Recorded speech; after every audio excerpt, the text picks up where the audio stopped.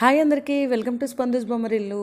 ఈరోజు మన ఇంట్లోనే చెగోడీలు ఎలా చేసుకోవాలో చూద్దామండి. చాలా సింపుల్గా ఉంటుంది, చాలా క్రిస్పీగా కూడా ఉంటాయి. Very simple. దానికి కావాల్సిన పదార్థాలు ఏంటంటే, 1 బియ్య పిండి, 2 వాటర్.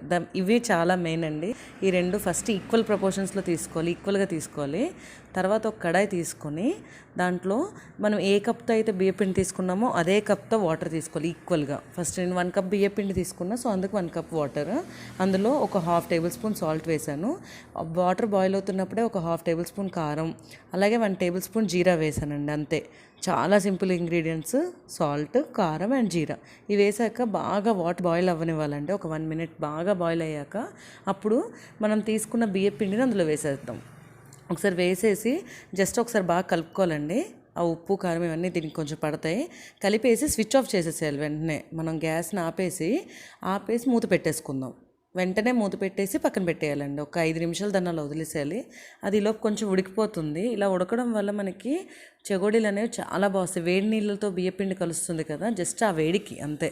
ఒక 5 మినిట్స్ తర్వాత మూత తీసేసి చేత్తో కొంచెం అలా కలుపుకోవాలండి. గోరువెచ్చగా ఉన్నప్పుడే కలిపేసుకోవాలి, ముద్ద ఫామ్ అవుతుంది. చల్లగా అయిపోతుంది, మళ్ళీ మనకు రాదు.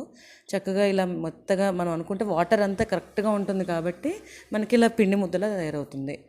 చూసారా, కరెక్ట్గా తీసుకుంటే మీకు ఇలా వస్తుందండి వాటర్ అండ్ బియ్యపిండి. జస్ట్ ఇలా కొంచెం అంతా మొత్తం మిక్స్ చేసేసుకోవాలి నీట్గా.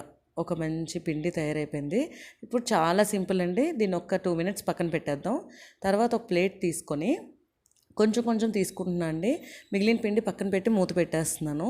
కొంచెం కొంచెం తీసుకొని ఫస్ట్ చేతికి అండ్ ప్లేట్కి ఒకసారి ఆయిల్ అప్లై చేస్తున్నాను. ప్లేట్కి ఎందుకంటే చక్కగా మనం చెగోడీలు దాంట్లోనే చేసేసుకోవచ్చు. చేతికి ఒకసారి రాయడం వల్ల మనకి చెగోడీలు చాలా ఈజీగా వచ్చేస్తాయి.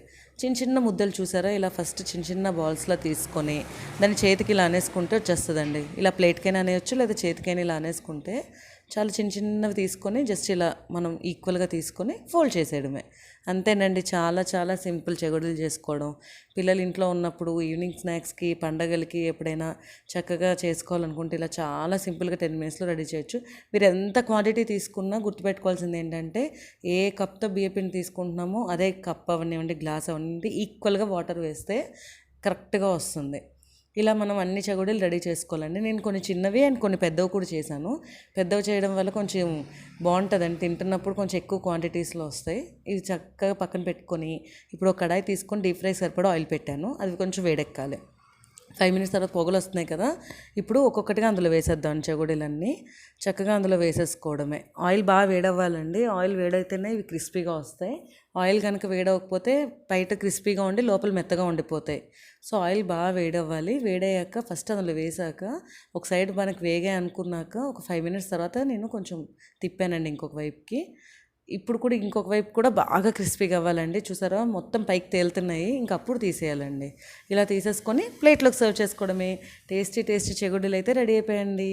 మీరు కూడా ఇలా చేసి ఒకసారి ట్రై చేసేసేయండి. Thanks for watching my video. Please subscribe my channel. Bye bye.